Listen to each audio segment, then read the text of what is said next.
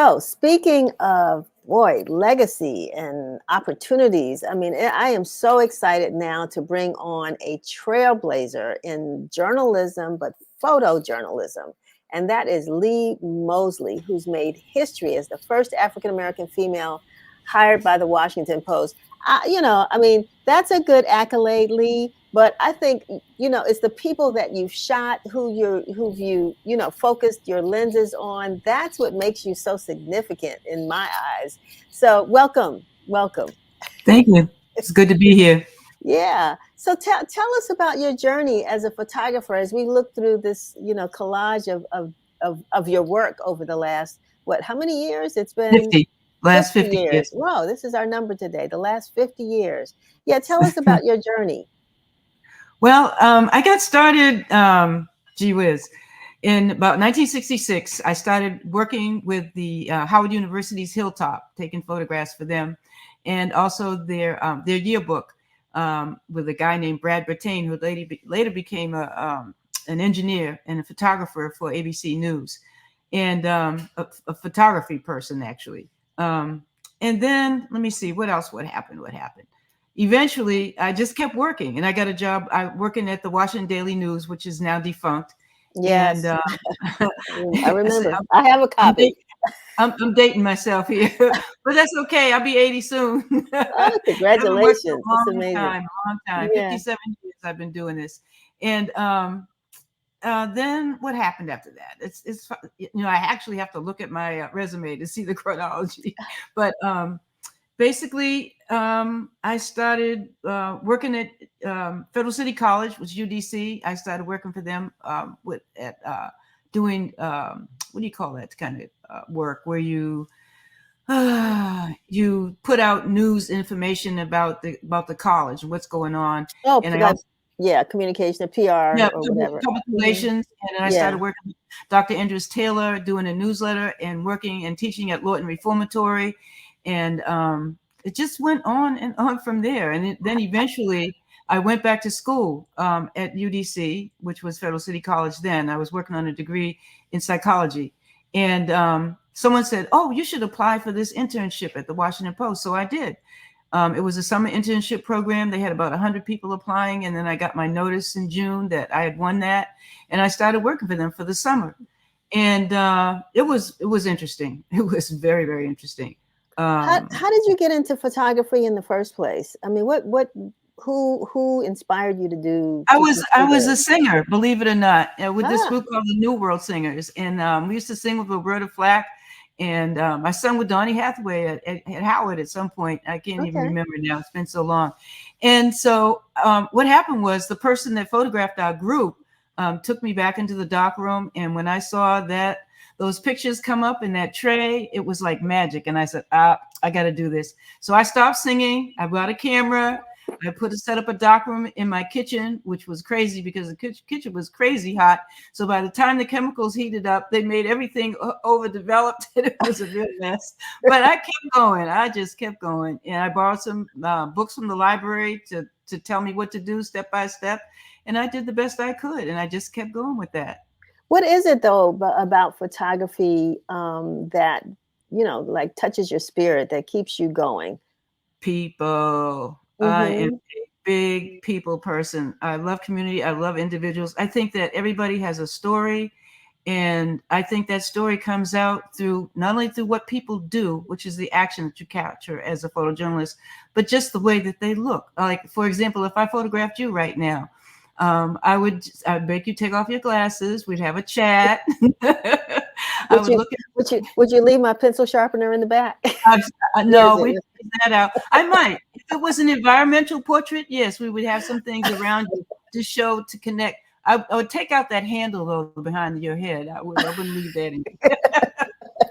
I like your Black Lives History Matter. I would keep that because I've got one in my window. So I would just bring in what I can to show the essence of that person or the essence of what's going on in that situation. And I have a good eye. I was trained by some excellent professors at Howard. Lois Jones was one of them. So I have a background in composition and in lighting and texture and all those things that are requisite for making a good photograph and one Yeah. image. Mm-hmm. Um, how has I mean has artists, this is Black Arts or the celebrating Blacks in the arts for Black History Month. And there's some people like my daddy who used to say artists support. He didn't want me to marry artists because they don't make no money. But That's true. but who was making money anyway? But I mean, has this craft supported you over the years? Have you been able to do Um, this? no, but that's because Okay. that's not because of the craft. It's because of me, and because Okay. I have focused mostly on community organizations and people who don't have a lot of money. So I don't Mm-hmm. make a lot. I made that. That was a conscious choice of mine, and it's been mine. It is. It's been fine. Because I decided to teach, and so I was a teacher for the whole 50 years, and I did my craft, and I would take, like, for example, I worked for Essence Magazine. I would take my students to work with me so they could see, what I actually did and what they would be doing if they became photographers working for magazines and newspapers. Wow. Yeah. So, um, as the I guess the trade has changed, or as photography has changed over the years, because you talked about, a dark room and chemicals and probably, film and all, and the cost of buying film and processing it. And then all of a sudden, now there's, this thing. That's I right. mean, how has technology impacted the work that you do?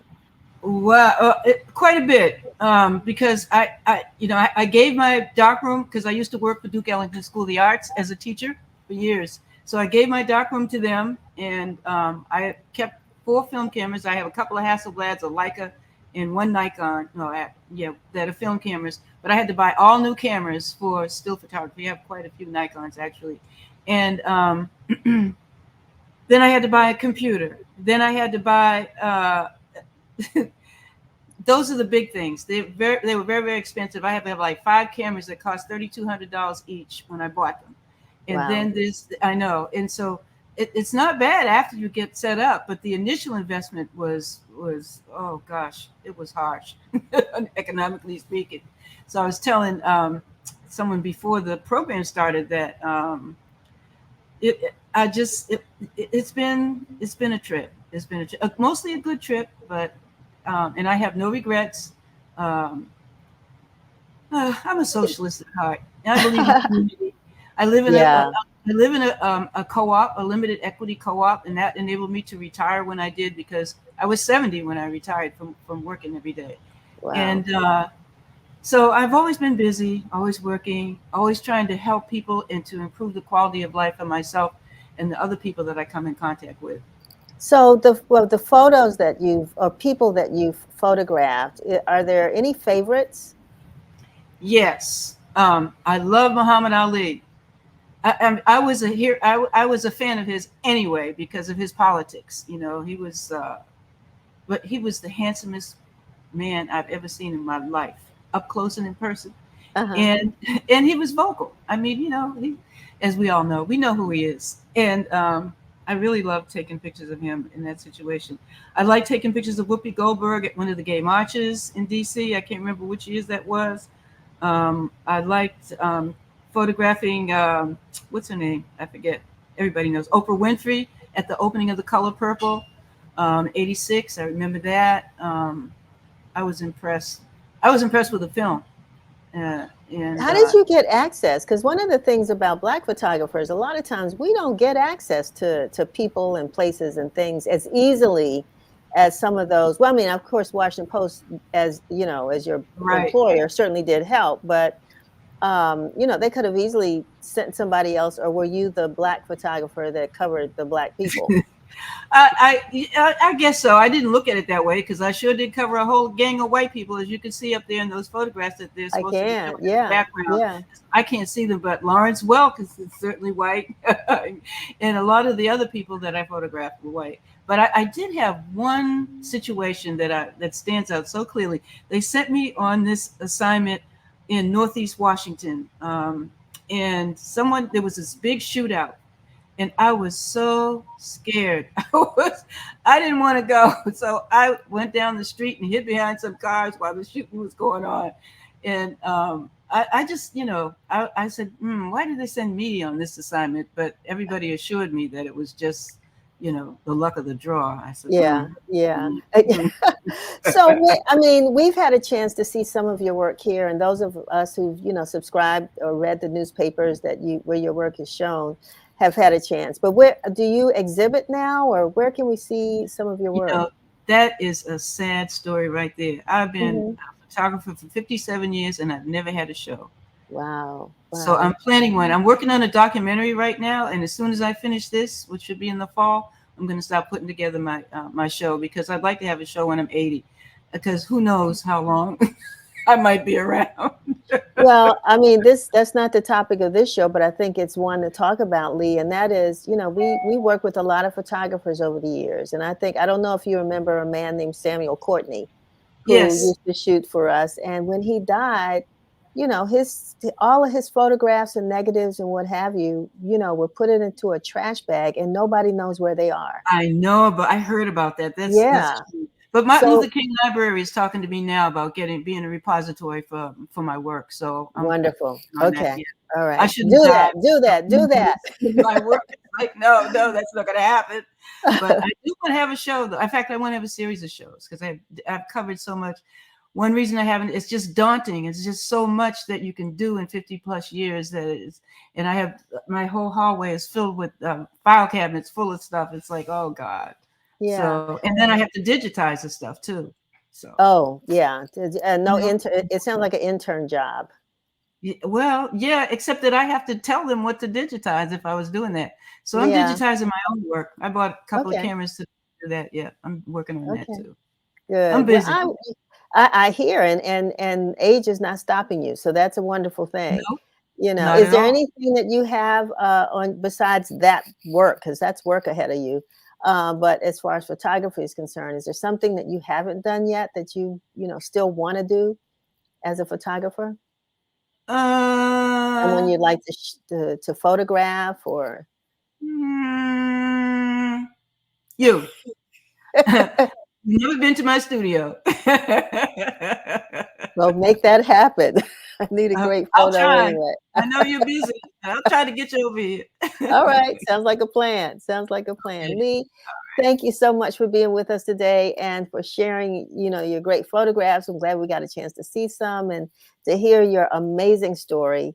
We just, we have so many jewels in our community that we don't get a chance to see. And that's my mom who said, who's saying congratulations to you. You're a Oh, beautiful and wonderful photographer, and also as an octogenarian, she wrote, keep up the good work. Yes, I see yes, that. That is yes. so sweet. Thank you. Yeah, Thank yeah.